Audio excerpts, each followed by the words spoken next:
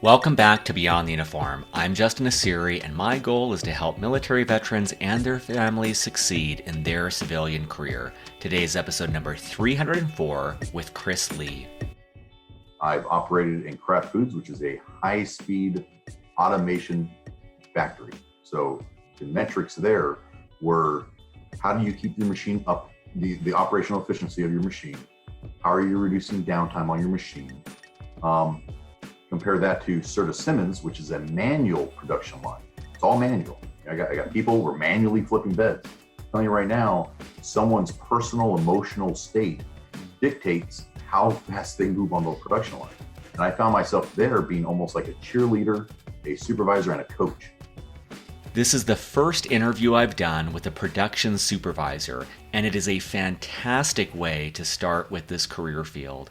Chris does perhaps the best job of any guest I've had on the show of breaking down what this functional role of production supervisor looks like, what it looks like across industries, across different size companies, including pay scales, as well as the specific traits from the military that will help you or hinder you in this career path.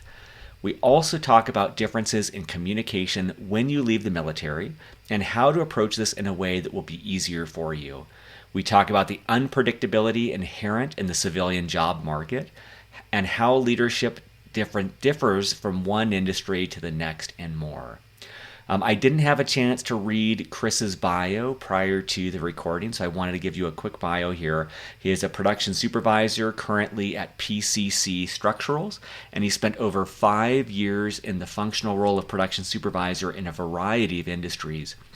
He started out at West Point and served as an infantry officer in the Army for 8 years with 2 deployments to Afghanistan. As always, at beyondtheuniform.org, you'll find show notes with links to everything we discuss, including a couple in particular references that Chris points out that are worth checking out. You'll also find over 303 other episodes just like this one, so be sure to check those out.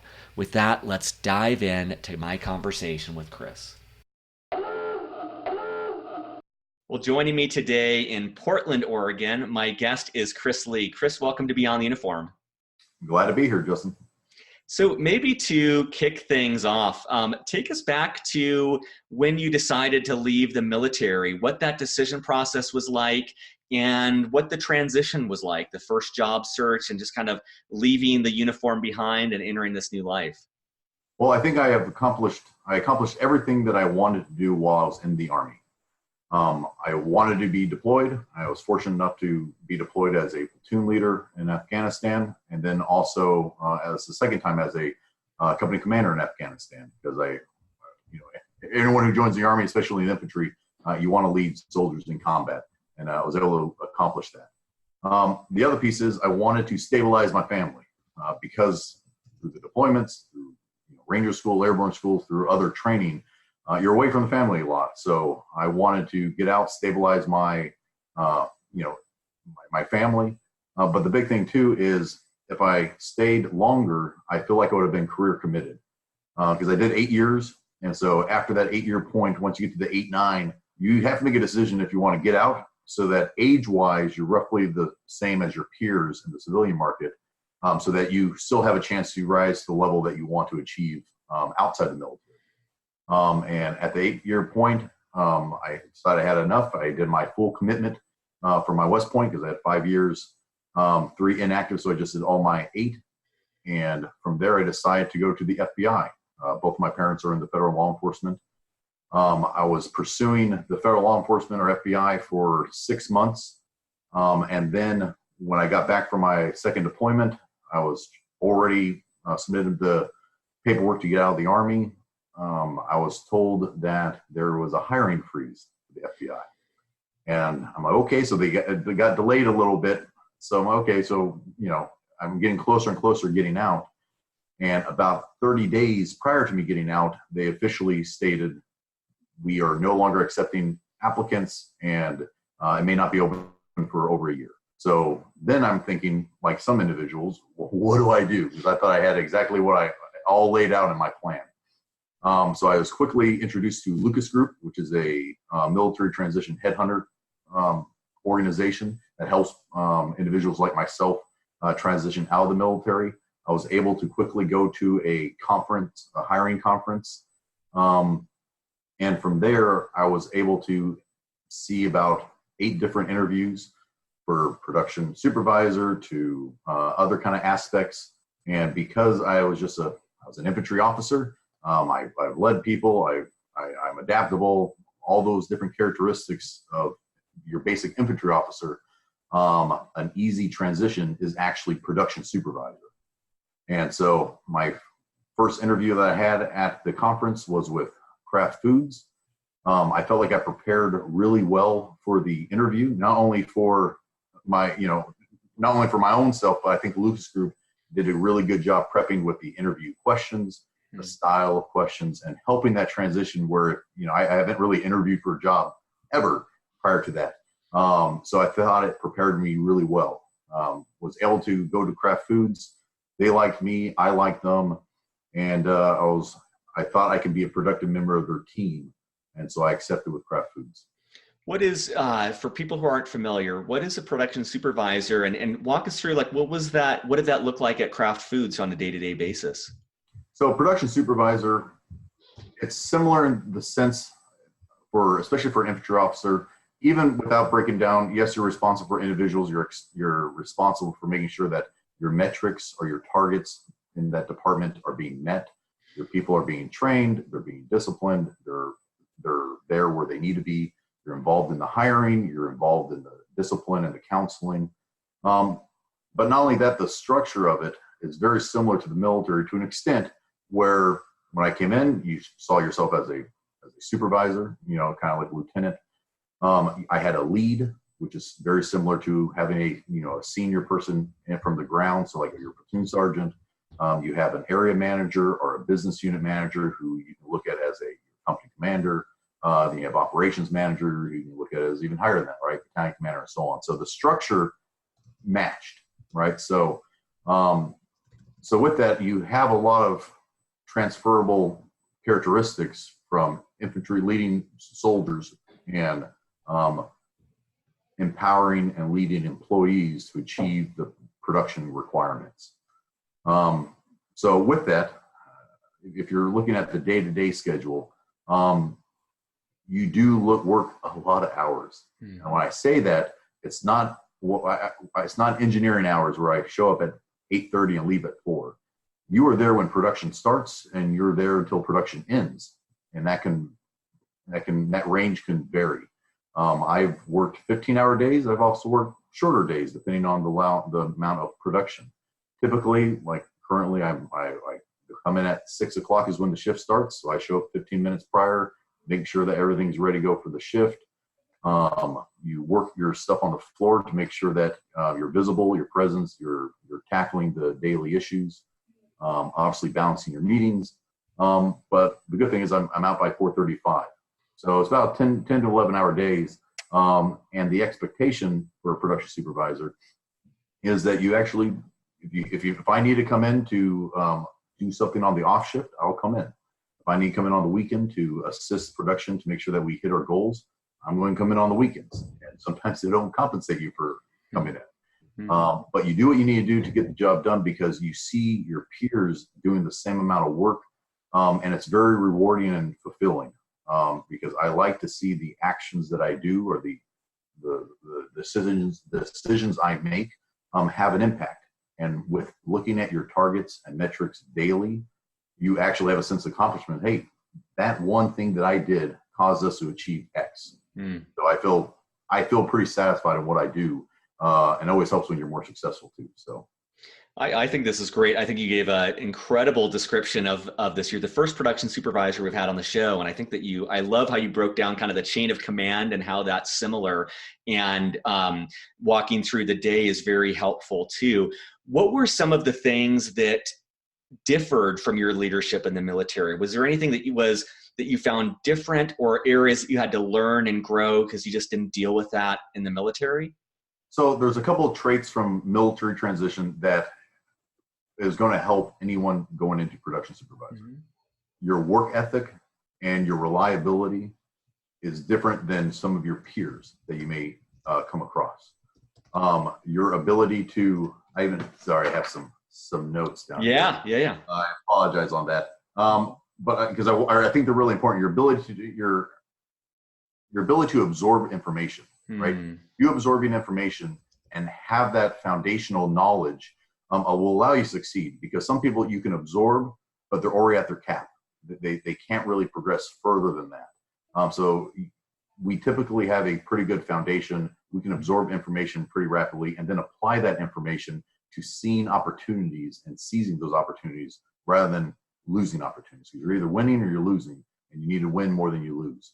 The other aspect is, yes, in terms of leadership, the big point of a supervisor is to give guidance, point the direction, making sure that the boat is, if we need to go north, then let's go north, and make sure everyone on the team is rowing in the correct direction. And then maximizing your employees' potentials. That is what the two big things that you as a leader need to do in a production supervisor role. Because you're going to have people who are strong in certain areas. You have people who are weak in certain areas. So how can you maximize their potential, put them in areas that they're going to succeed so they can still be a productive member of the team. But the one thing that I think you have to kind of change your mindset on is communication. Communication in the military, we use a lot of, I call them hard terms, such as, hey, you need to do blank. I'm concise. I'm clear and concise. I'm going to give you a task. I'm going to give you a purpose. And it's kind of cut and dry. And then I'm going to audit you and spot check and make sure that you are on task. If you do stuff like that here, I'm telling you right now, in the civilian area, you have to use those soft words that in the military, it almost shows like a sign of weakness, because you're like, I think, or, hey, I would really like you if you need, you're not sure of yourself. Well, you have to use those soft words because you're working with employees. And the biggest advice I would say is you have to treat all of your employees as if they are a volunteer workforce. Like I'm helping out the Red Cross. I'm working with the volunteer workforce. Do they want to be there? If you treat them like that, then you'll be fine. If you treat them as if they are your employees and that they, if you don't treat them correctly, they are going to make or break you and make you successful or not. You have to establish that relationship.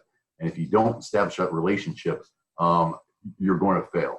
And I have seen peers fail at that. And even myself, I have failed at that. I've been in this industry for over 5 years, almost close to 6 years now. My first year out of the military was very hard because it took me a while to understand that communication aspects. And once you lose some of that early on, it's hard to regain even after you learn.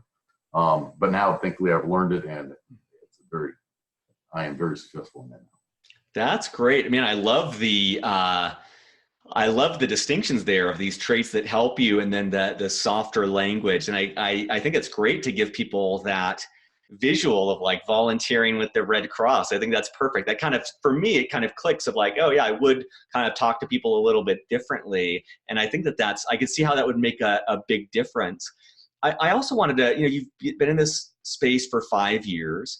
You've done operations, production leadership roles in a lot of different industries. You've done metal cast parts, you've done concrete, you've done mattresses and food. Does the role differ as a production supervisor based on the product, or like I'm trying to get at what has been similar, and then what is different, or what do you need to learn or change as you've switched industries? Well, I want to answer a question you haven't asked that pertains prior to what you just said. Yeah. Because you just listed out, I have been in a lot of industries. Mm-hmm. Here's the thing. I've been in this thing for 6 years. I've been at 4 to 5 places. Now, think of this. I got out of the military for transition because I wanted to stabilize my family. Well, you have Kraft Foods who, in all honesty, based off of some of my learnings and also some of the leadership style that I've interacted with, it was almost like a mutual separation. Mm-hmm. Okay. But shortly after that, Kraft Foods got bought out by Kraft Heinz. So all my peers were let go. Right. So then I got closer to California, or closer to California without being in California. Side note. No, but I went over to sort of Simmons, and I was there for 2 years. But in order for me to progress, I would have to move outside of where I was located if I wanted a production manager role in that same industry. And I didn't want that. I wanted to stay local. I wanted to stabilize. So after my 2 years there, had a very good relationship over there. Was a production manager because higher pay, higher area responsibility in a local area, and that's how I ended up in concrete. However, right when I got hired, they had a change in presidents. They changed some of the structuring. 10 months later, they rechanged their name, reorganized, decided that they didn't need production managers in that role, and now I'm laid off. So I ended up being here in Portland, right? Because I still want to go local. So I only say that as a baseline. So it's a transferable skill. It does not matter if we're managing concrete, if you're managing food, if you're managing mattresses. The foundational aspects of a supervisor are still the same. All the traits that made you successful in one industry is going to make you successful in another industry. The only difference is each area requires a certain amount of focus, right? There's some industries that are people focused. There's some industries that are machine focused. There's some areas that are really knowledge focused. Concrete is a very knowledge-based thing. So the more you know about concrete, or the better performance you're going to be. I've operated in Kraft Foods, which is a high-speed automation factory. So the metrics there were, how do you keep your machine up, the operational efficiency of your machine? How are you reducing downtime on your machine? Compare that to Serta Simmons, which is a manual production line. It's all manual. I got people who are manually flipping beds. I'm telling you right now, someone's personal emotional state dictates how fast they move on the production line. And I found myself there being almost like a cheerleader, a supervisor, and a coach, right? And it requires a different mindset for now the concrete industry. I was over supervisors, right? And we don't have a production line. We have different departments that pour concrete. There's certain phases, but it's not really a production line. It's more individual forms and so on. Similar to my role right now, I had machines at Precision Cast Parts. So it's not a production flow. So that changes things. Now it's about how are you efficient, how are you managing different things. But so it is the same, but it's not. Each industry has different characteristics. But again, they're all transferable. I think that's such great distinction, though. I wouldn't have thought of that. And I love how you tease out the differences in the type of leader you need to be and even where the focus would be. And even for listeners, if they're interested in this sort of work, that starts to give you a sense of the different industries, and maybe one of those appeals to you more. Maybe you like the automation more. Maybe you like the manual part. And man, it seems like you've gotten between the military and this, you've gotten this PhD in leadership and understanding, like, based on the environment you're in, what does the organization need and how do you support the organization or the team or the people to accomplish that objective. And it's the nuance that you're adding there is really exceptional. Well, and I would also mention that, sorry, I had a great thing and then now it kind of went away. It happens to me all the time. No, but again, I think it's good. But the other aspect of production, right? So yes, production supervisor, right? There are other jobs and functions in operations as a whole that is not just defined as supervisor, because you have the ability, once you have your foot in the door. Your production supervisor is really the foot in the door in an operations or industrial an industry, right? So you have to interact with, or you get the opportunity to act with your quality. You get to interact with logistics, distribution, drivers, receivers, things of that nature, vendors. You get to deal with salespeople, project managers, engineering, whether it's product engineering that we're doing in Precision Cast Parts, or whether it's with manufacturing engineering and we are trying to establish a new machine for our department, right? You deal with human resources, you deal with corporate. I've had to deal with multiple vendors, and you get exposed to all of that. Project managers, you get to deal with all of that more than just supervisors. So if later on you decide, you know what, I wouldn't mind working in planning or in sales or in quality or continuous improvement, or whatever aspect that you decide is your niche. You have exposure to all of that. That's great. One thing I wanted to ask is, so I appreciate how earlier you kind of talked about the realities of the job market, right? Like you leave Kraft Foods, and had you stayed there due to circumstances completely out of your control, you most likely would have been out of a job. Yes. And then there's so many, for listeners who have guaranteed job stability, albeit with a lot of variability in where you're at and a little control of what you have. I love that distinction of, on the other side, there's no certainties. But I wanted to ask about any advice you have around job search. So it sounds like you got your first job through Lucas Group. And I'm curious, for each of the places that you've been at, how did you find out about that opportunity? How did you get that job? And currently it sounds like you're working for another military veteran. Were these introductions? Did you use Lucas Group again? Or how did you come to find these opportunities? Yeah, so we already discussed the craft, right? Lucas Group. And what I'll also say is, within 4 weeks of that interview that I had with Lucas Group at Kraft Foods, I was currently in Missouri working a job. So I still had it was getting double dipping between my Army pay and the transition to Kraft Foods. So it can be a quick transition. So when I left Kraft Foods, I went with another headhunting group, but it was not a military veteran base. It wasn't like a Lucas Group. It was I think the Judge Group, and there are headhunters who specifically look for production supervisors. So it's not as broad, but they really look for production supervisors. They got me in connection with someone up in Washington or Oregon. And strangely enough, the person who was at Curtis Simmons, he was a former Ranger, and he told me he was specifically looking for West Point Infantry Officers. Guess what? I checked the block on all of those. And when I got hired with them, I'm just going to tell you quick, when I got hired with them, because you having a good relationship with your immediate boss or your manager really defines your career in that position.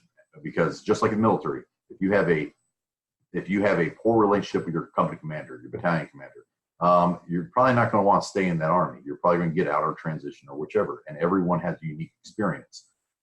You have some managers at Kraft Food. I don't feel like I was very supportive. At Curtis Simmons, I felt like I was very supportive. And he gave me an opportunity. He said, hey, no one could take over this one department. They've been through 3 supervisors. And so if you can take the bull by the horn and control this department and make it work, you can do anything else in this department or anything else in this company. I was able to make that work. So then again, we were looking for, so it's been 2 years, had a great time over there. But again, it's one of those things where in Kraft Foods, the larger, we call it a mega plant, the larger organization that you're currently in allows for more upward momentum, more mobility, right? I can go be a business unit manager. I could be an operations manager. Well, at the Curtis Simmons plant, it was supervisors reporting to the plant manager. So in order for me to go up the next level, I literally had to wait for someone to either get fired, pass away, move on, retire. That's why I would have to go outstate in order to achieve my continuing upward. So at that point, I just put in my resume on monster.com, put some stuff in LinkedIn, just to see what was out there. Didn't even apply for anything, didn't really reach out to a Lucas Group or anything. And I was contacted by their headhunter group, Oldcastle. So there are headhunter groups within corporations that do the same thing as military transitions. So I had to do nothing. Next thing you know, I'm doing an interview, and things worked out well. From the transition from Oldcastle to Precision Cast Parts, I went through both. I did a bunch of LinkedIn. I made sure my profile was updated. I shot personal emails out, right, to certain recruiters and so on. Nothing really. I had some interviews. I had some that I went pretty far on. But the thing, once you get to the higher level, You have to have a bunch of experience. So me with only 10 months of production management experience kind of limit who I went through and so on. But anyway, at the end of the day, I had to apply a bunch of my individual self. I went through Lucas and some other ones, but the one that I ultimately ended up in, producing Caspar, is something that I just applied myself. And I actually applied for a product manager role, and they were like, I don't know if I want you for a product manager role, but you fit perfectly for either an area manager or a supervisor position. So that's when I said, well, because at the time in reality, I've done supervisor. I feel like I checked the block. I was a production manager. I want to continue going.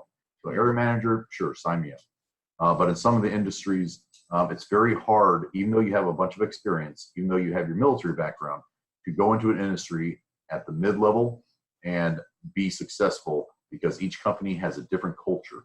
PCC has a different culture than Kraft Foods, which had a different culture than Serta.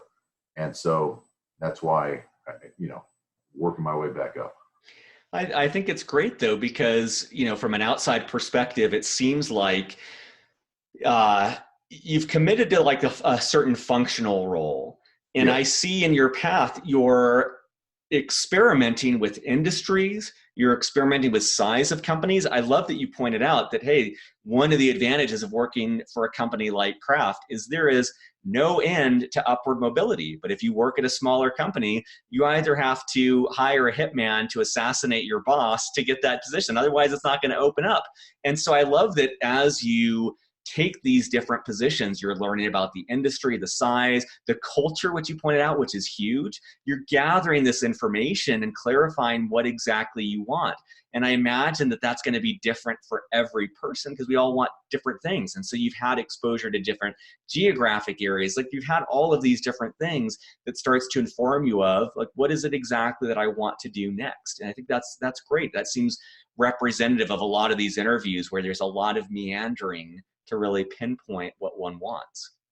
Yeah, and if you know what you want, then you can better find an industry to meet that need, right? If I had no desire to stay in Portland for a long period of time, then I probably would not have picked this position, right? Yep. Or there may be other opportunities that you can do, and you're okay, I get my experience, grow, learn, and then go to wherever you want it to be long term. But again, where I'm right now, it has exactly what I need. I'm in a very good position to be in the area manager role, for mentoring and so on. And I really enjoy the people I work. I feel like I have a team that supports me. I enjoy the employees I work with. I enjoy my peers. So it's good to see different industries. And let's say you're walking down the streets of Portland, you bump into a fellow veteran and they say, hey, Chris, what is it you do for a living? How would you explain your current role, but also the company that you work at? How would you explain both of those? I would say that, well, obviously as a production supervisor, I'm managing employees, but employees is a aspect. But I think the biggest thing is you are a paid problem solver. I problem solve all day long. And it keeps me busy too. If I'm sitting in my office and I'm like, what should I do right now? Then I'm probably failing at my job, because I have so much on my to-do list. I should always be busy. And if I had to describe the company I am in and the environment I am, I would say it's someone who demands success, right? Because in all honesty, this environment, certain industries, right? Some industries are a little more lax. This industry, they prepare their supervisors here for a very big picture mentality, because we go into the weeds of the costs, our efficiencies, our productivities, all the metrics. So it's really providing me a good opportunity for the next level to be successful at the next level, and then some. So again, not only do I feel like I'm problem solving, I feel like I'm constantly being mentored and prepared for my next opportunity. So it's a good place to work. That's awesome. I imagine it varies by industry and by company, but I wanted to ask about helping listeners understand the landscape in terms of progression. And you've mentioned a couple of things. There's production supervisor, there's production supervisor 2, an area manager. Could you help them understand what are some of the positions, and then how do people generally progress? Like, is there a goal? Is there a commanding officer type position, or what does that look like? Well, you let me know if I can integrate two Yeah. in one. Yep. Because I think you also have to look at potential compensation for as we go up, right? So I'm going to integrate that before I talk about what the actual opportunities are. Yeah. Because there's some, especially from being a West Point officer, being in the infantry for 8 years, I was making fairly good money as a captain. It's not even a secret, right? You could look it up on Google, what an O3 with 8 years plus B8, your housing allowance, what we make. And so somehow we got into our heads that, oh man, I'll get out and companies are willing to pay me six figures and it'll be great. Now, for certain industries, whether you're financing industries, some engineering industries, some other different things that may not be production operations, that may be the case. I know for some of my peers, I'm hearing really good stories. But in terms of production, it's actually a pretty significant pay cut to start with. So as a Soup 1, they typically start on swing shift because they're learning the industry.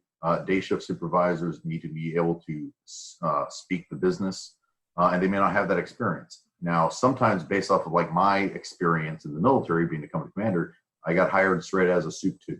So the pay scale can range from 65 to 85, right? And considering you're captive, you take out your housing and everything else, you're making in that 95 plus range, right? And you don't know what the impact is until you actually get your first couple of months under you. And you're like, wow, this is different, because I got to pay for my medical. Now I got to pay for all these other different things. So either way, after your supervisor level, right, you typically, and again, you can look at that as your lieutenant as a Soup 1, your executive officer as a Soup 2.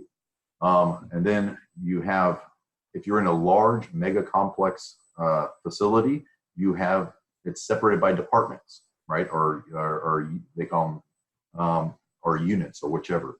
Then you have area managers. You are a manager over a certain area of the industry. Not the whole plant, just an area, or a business unit manager. Kraft Foods, I was in the pasta division or department. So the area manager the business unit manager was over supervisors, right? That's all that it is you're either an area manager or you're business unit manager, or you're even a production manager, which I was at the Old Castle. At the end of the day, all those three are relatively the same, because you're all responsible for supervisors. You have to have multiple supervisors who are under you, who report to you. And the good thing about the area manager role or the production manager when I was there, you have even more impact on what you're in control of, right? Of your department, of the direction, of empowering your employees, of coaching and mentoring your supervisors, things of that nature. And it's kind of like the commander equivalent or the captain equivalent. Outside of that, then if you have multiple production managers or multiple area managers, if they're reporting up higher than that, it's a operations manager role. An operations manager is in charge of all operations or a set of operations where they have multiple area managers reporting to that operation manager, right? So he doesn't have supervisors, he's in charge of all the different area managers under him. So that would be the next progression. Now, in terms of, again, compensation wise, you have the 65 to 85 range for supervisors, area managers, you get the 85 to 105 type of thing. And then you get higher than that, then it's 100, and man, you keep on going down to plant managers, they're making fairly significant. Now for progression, this is in a big plant. If you're in a small plant, I was doing interviews for a 40-person plant manager role. So you can go straight from experienced supervisor or production manager and go straight to a plant manager, right? It all depends on the scope and the range and the size of people that you're in charge of, right? Because again, you have the principal, but obviously the larger plants require larger experience, larger backgrounds. 40, 50 size plant, yeah, you get all the big picture understandings, your costs, your variable, all those, and you can pursue that. The other thing with these type of industries compared to others is you actually do not only your base pay, you do get compensated in terms of bonuses, right? Depending on how your individual plant performs, you may get annually, you may get a $2,000 bonus, or you may get a $20,000 bonus, whatever you're actively making. So there is some benefits to that as well, where you may not see in other industries. If there, in 303 episodes, if there is a Hall of Fame for best answers to a landscape question, you just got it. I love that. I love the detail of the compensation, and I love the insight that it is like, you can be a supervisor at a massive company, which may be about the same as a plant manager at a smaller company. Like, there are the distinctions based on the size of company. And so I think that's helpful for them to see that progression. And I appreciate your adding those numbers in, because that's good for people to know too. Like, if you're an 03 getting out and you go this route, initially you may be making less.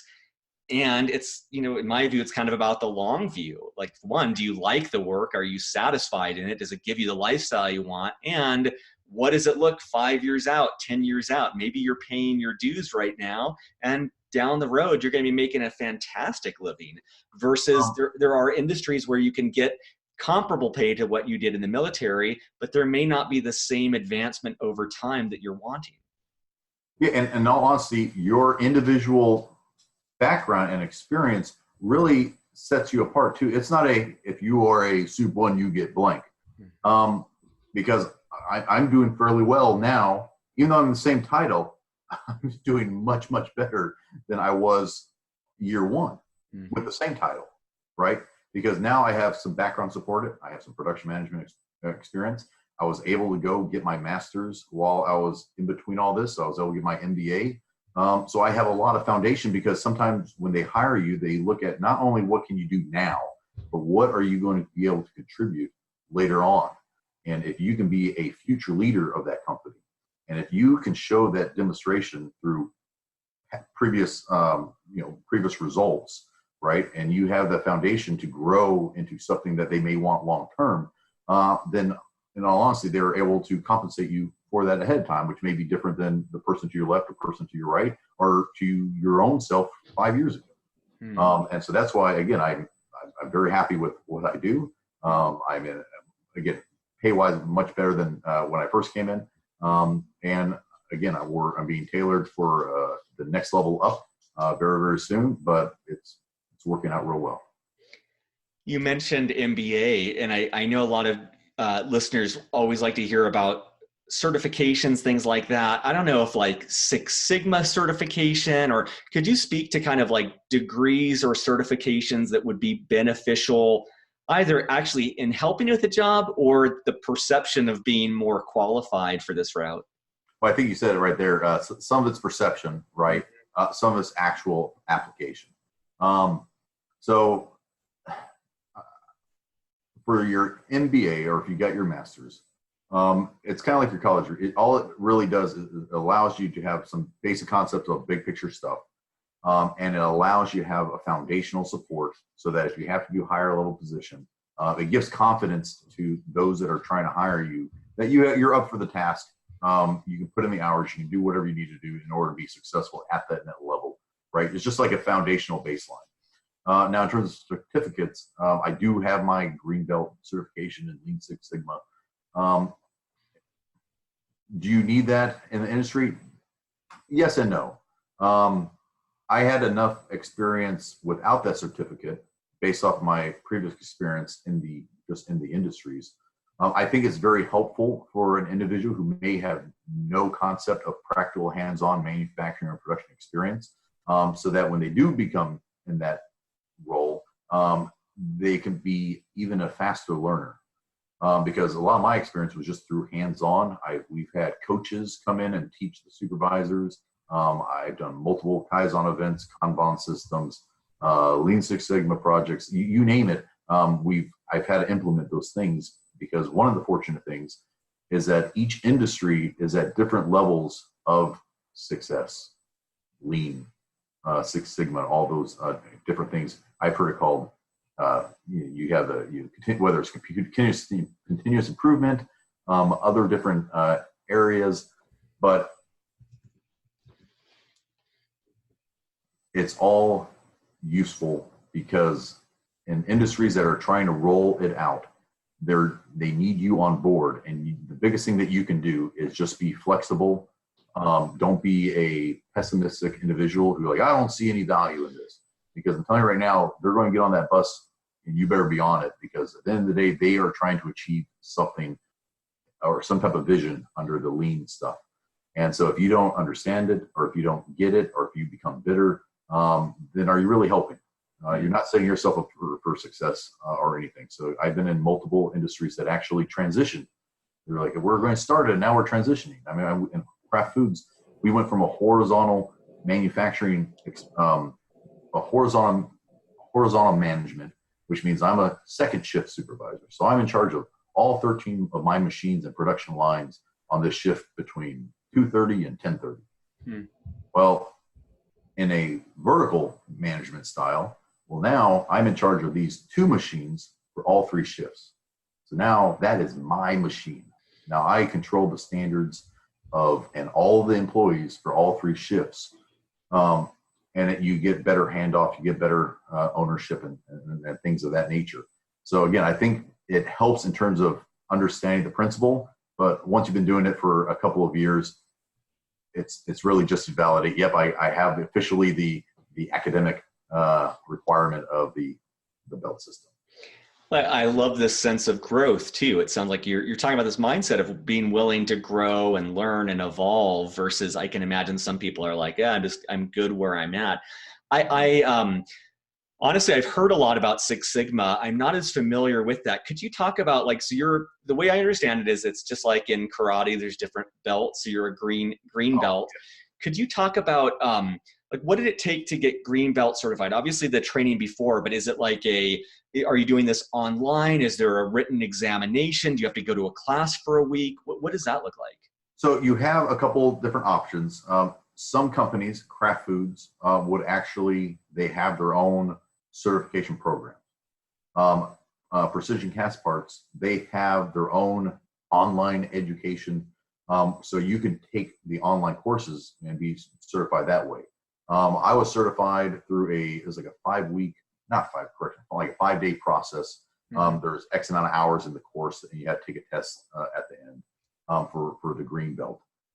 And how it starts is really have a yellow. It's like a white belt is like just an introductory into it. Yellow belt's basically the introductory plus maybe some applications. The green belt, they talk about basically all the academic. You get more into the numbers, how you get your calculations, how you graph it out, but more concept still, but just more in depth. And then once you get to their black belt, it's taking your concept, now you're putting it into practical application. Now you actually have to do an actual project. And you have to show a reduction in whatever you were trying to do within the range. So how we look at it from a production aspect, we don't look at it really much as a Six Sigma aspect, which is trying to get it within a very minute variability. Majority of production really focuses on lean, right? How you get rid of the waste, how you get rid of redundant systems or non-value added aspects.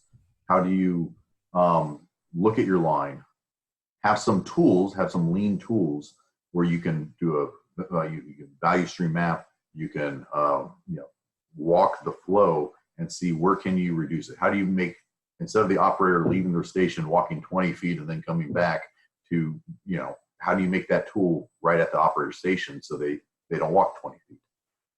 Those type of small improvements, and that's why you hear more continuous improvement, right? It's just small little steps. And so you have Kaizen events, which are similar, right? Where you may have a week long, it could be a 48-hour period long. So some are more formal, others are, hey, it's really your initiative. What are you seeing? Where are those opportunities? And do you have that mindset to try to eliminate waste? I don't want to have over inventory. I don't want things sitting. I don't want to have over transportation, all those other different aspects, so that I can be more efficient, reduce my indirect labor, increase my efficiency. And as example, I had something happen at my department where two of the hoist systems had a remote that synchronized with the hoist. The third one did not, so you have to manually adjust it and then use the controller. Well, over time, guess what? Someone forgets to do something, part falls off and breaks. So now how do you get with maintenance? How do you synchronize it? How do you prevent human error, right? How do you poke yoke is what they call it, right? How do you reduce that human error so that you're 100% successful each time and you're not just lucky? So, what was that phrase? Poke yoke? Poke yoke. Yeah, it's just a small, how do you make it so that you reduce human error? That's great. What about, are there any, I always like to ask about resources. So someone's listening, they're fired up around this career path. Is there any book or podcast or movie or conference or something they should check out that would help them learn about this or has helped you? What has helped me, and it didn't help prior to, because in honesty, a lot of it's learning, right? But now after doing it a little while, I'm big on the communication piece of it. Now, every time I have an employee interaction, I'm making sure that how are you interacting with them? How are you being personable with them? How do you make sure you're communicating what you want and get your intent done without having drama, because you have different levels of emotional states for your employees. And the biggest book that I have, I'm going to actually throw it up to camera, is 4 Essential Keys to Effective Communication. Okay. And one of the reasons why I think this is actually very important, because we have a mentor here and I had to read that, is it actually has a 12-day communication challenge. And so it allows concepts that conceptually you understand, but you have to do it in practice. And then you have to think about that specific aspect and then try to find a time in the conversation throughout the day that relates to that. And you kind of write it down in your journal. And you do it 12 days. And through that repetition, through that daily cadence, I feel like it's almost second nature trying to work it rather than walking the floor. You get into your rhythm and then you're like, oh man, that's right. I think I was too blunt with that one person, or I may have snapped at that one person because they were making a mistake or whichever. It causes you to not to just randomly think about it, but to really constantly think about how you're communicating with everyone around you, so that everyone's being a better member of the team, right? Because you don't want bad employees. You don't want employees to get upset, and you don't want anyone having them call HR on you because you're being mean. That's great. I mean, I love the practical nature of that, of literally applying each principle during that day. And I also think it's great to know that, so it seems like so much of your job is leadership. And I love how you're deepening that through finding better ways to communicate. That's really admirable. I know we're short on time, so I always like to leave the last question open-ended. And you can take that either as, what have we not covered that you want to make sure listeners know, or what's something that you'd like to leave them with before we wrap up? I would say that if you are new to this industry, especially as a military, whether a military officer, an NCO, or you're transitioning, I'm telling you right now, the first 2 years, you may feel like all the foundational leadership skills that you have learned may actually be flipped upside down. You're going to see leaders who you don't know how they're in that role. They may be mentoring you on a leadership style that is foreign to you, or may actually go against your foundation principles. So take the good and take the bad. Don't get frustrated. Be able to absorb and reflect on how you're individually, because if you asked me my first year, I would have said, no, I was perfect. I was amazing. No, in retrospect, I think I could have done things differently. I think I could have handled that situation that wouldn't have resulted in something happening.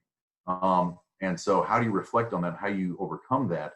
And don't see the people aspect of it, because obviously there's still people issues, but it's different than Army people issues, right? I'm not dealing with someone not paying their child support. I'm not dealing with a suicide that I got to drive and personally bring them to the hospital. They're different people issues, and they're minor. Maybe potentially to you, but to the individual, it's major. right? So make sure you give them the time of day, and make sure you really focus on that, because again, I keep emphasizing that people is going to make you successful, going to make your department successful, and it's going to make people want to work in your environment. That's great. I love it's almost like a sense of being recalibrated, being open to be recalibrated as you leave, and realizing, I love the way that you said that. It's like being flipped upside down. Like a lot of the principles, a lot of the values may be different. And it sounds like there's some sort of importance of being open to that. And then there's some importance to kind of getting some distance and figuring out, is this what I want to know long term? But I love the way that you said that, of like, in retrospect, you realized you would have done things differently during that first year. And so I love just cultivating this mindset for listeners of, in that first year, being open to learning, trying new things, and realizing that it may seem like you're doing the wrong thing, but with a half a decade of experience, you might realize that they do these things this way for a reason. Yeah, and again, I tell people I enjoy what I do. I feel, as you said, right, is the grass pretty green here? It is. I'm very happy with what I'm doing. I'm happy with the people I work with. I'm happy. I get satisfaction every day of what I do. So I can't really complain. Thank you, Chris, and thank you for sharing your story with Beyond the Uniform today. No, thank you, Justin. I'm glad to be here, and I'm glad I can contribute. And hopefully, it helps someone in the future. Surface.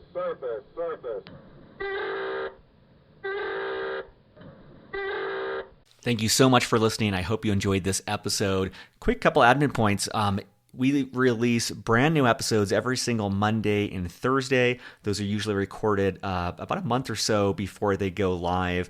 Every Monday and Thursday, we have an interview, usually almost always with a military veteran, about their civilian career. More and more, we're starting to add in experts who may not be veterans, but may have some expertise that will help the military veteran community.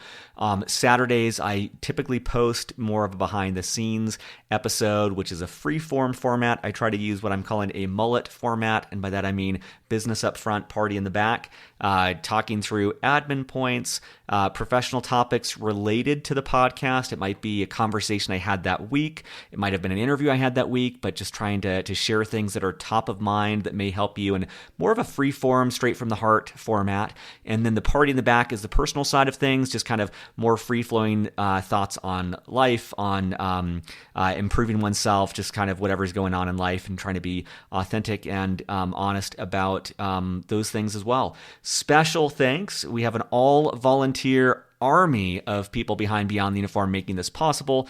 We do this on our lunch breaks, on our evenings, on our weekends, because we love the military community. We want to give back. We want to make a difference. We want that as part of the purpose in our life that we valued in the military. So special thanks to Steve Bain. Steve does pretty much everything. He helps secure guests. He does our newsletter. He keeps the reels rolling and keeps me sane. Kathleen Dillon, the first person to join our team. She writes text transcripts of every single episode. It's wild. She keeps up with 2 of these a week, despite a demanding career and education right now. But those transcripts help us get more SEO value, helps our audience more. Andrew Woolridge is our data guru. He helps us understand the numbers, which is the easiest way for us to figure out how we can better support you, and adds kind of the data oversight for that. Rick Healy does all of our social media. He is gaining more and more of an audience for us by getting our videos, getting our podcasts out on social channels. The best way to stay in contact with us is if you go to beyondtheuniform.org, there is a newsletter. You'll have a little pop-up that comes up. You can put your email in. We email twice per month. We try to be respectful, but it is a great way to get appraised of upcoming events, upcoming interviews, promos where companies are giving discounts to Beyond the Uniform listeners, and more.